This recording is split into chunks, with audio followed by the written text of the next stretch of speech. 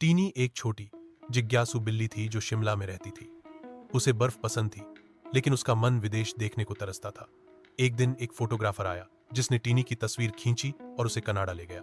Canada में tiny ने पहली बार असली बर्फीली झीलें देखीं, बर्फ में लुढ़कियां खाईं और एक स्केटिंग रिंक पर फिसलकर सीधे एक बच्चे की गोद में जा गिरी। बच्चा खुश, टीनी और भी खुश। वहां की बिल्लियों से उसने हेलो नहीं, म्याऊ, एह कहा और गर्म चॉकलेट की खुशबू लेकर बस सूंघ कर ही लौट गई, क्योंकि बिल्लियां तो दूध ही पीती हैं ना। कनाडा में उसकी तस्वीरें वायरल हो गई। Tiny the Himalayan cat in snow world. अब वह वापस भारत आ चुकी है, लेकिन उसकी विदेश की यादें उसकी आंखों में आज भी चमकती हैं।